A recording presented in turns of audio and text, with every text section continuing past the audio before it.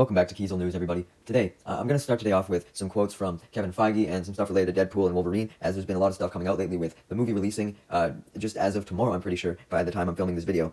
And the first quote that we have is Kevin Feige arguing that superhero fatigue is actually just the feeling of having to do homework fatigue. And I disagree, because for me, it was never a problem of having to catch up with all the projects. Like, I get it. It's annoying for a lot of people to have to watch so many different shows on Disney Plus, or to feel that they need to keep up, they have to watch everything, but that's never how it was. A lot of the shows were meant to stand on their own and be optional so that you didn't have to watch them. I think the reason why superhero fatigue is setting in is just that. It's superhero fatigue. That's all that we got, essentially, in theaters for such a long time, that people are just getting tired of the movies that are so similar. Hell, I'd argue that if the projects were more interconnected, then that would just entice people to be more interested in the movies. Because the reason why people don't want to do all this homework with watching shows that they're not interested in is because the shows aren't connecting. Like, for example, I don't feel the need to watch Agatha, because I know that it's not really going to connect to the wider MCU, and I'm not really into Agatha as a character. But if there was going to be a connection to a future MCU project beyond, like, the Vision Quest series or some shit, then maybe I would, Next up, Kevin Feige says that he's open to only releasing one trailer for future MCU films. What? What the fuck?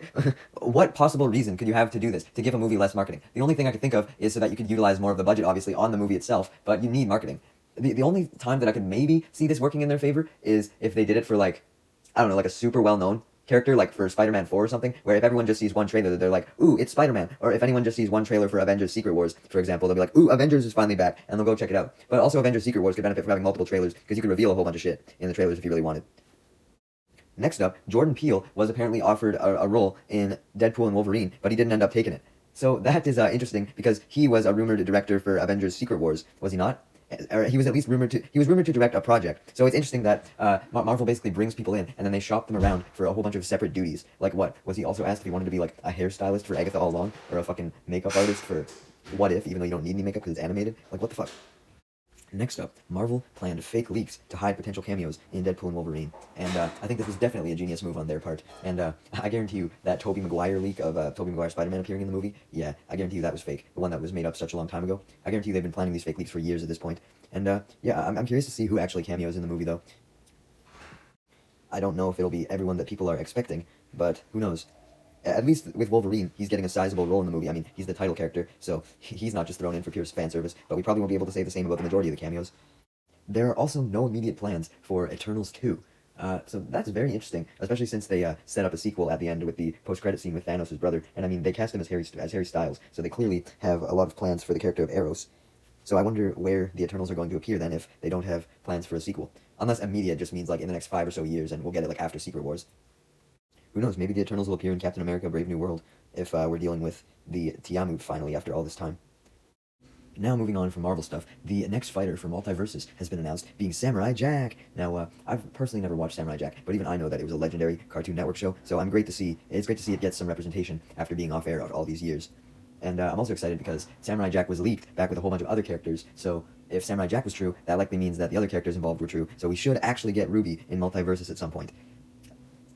The Cybertruck is in Fortnite. Oh my god. Like, how the fuck did Epic Games pull this off? Like, did they go up to Elon Musk and were like, hey, yo, Elon, we'll take your entire stock of Cybertrucks if you let us put them in Fortnite? Like, I can't imagine. Actually, well, I can imagine. I can totally imagine Elon giving Fortnite permission to put the Cybertruck in the game. Next up, Prime is being sued by the Olympics. What? They claim that the Kevin Durant bottle uses trademarked Olympic phrases and symbols. Like, what are they talking about here? Olympic gold medalist. Oh, okay, like, so I guess you can't say that you're an Olympic gold medalist now, as it infringes with copyright. Like, what? Am I gonna get in trouble for saying the phrase Olympic gold medalist? Oh no, lock me up. Like, not that I want to stand up for Prime of all drinks, due to it being run by Logan Paul, but like, come on, this is just stupid. I can definitely see the Olympics failing to successfully win the lawsuit. Next up, we have just a quick little story of a movie that I'd heard about thanks to discussing film, and I thought it sounds absolutely hilarious.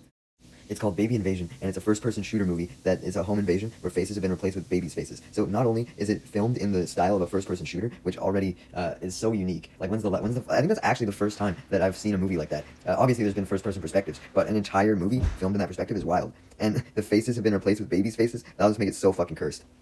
Next up, Giancarlo Esposito says that he still wants to see a Gus Fring spinoff, and hate to break it to him, but I don't think it's going to happen anytime soon. It's great to see that he's still so adamant about it, as I am as well. Everyone, I think, deep down wants a Gus Fring spinoff. I know that there's people who are scared that it'll ruin the franchise's legacy if we get another one, But I really don't think they can fuck up Gus's backstory, especially if, like, Vince and Peter are behind it and they actually decide to do it. Like, if they decide that there's not a story worth telling, then yeah, maybe it's best to leave it be. But I'm sure that if one does get announced eventually, then it'll turn out good.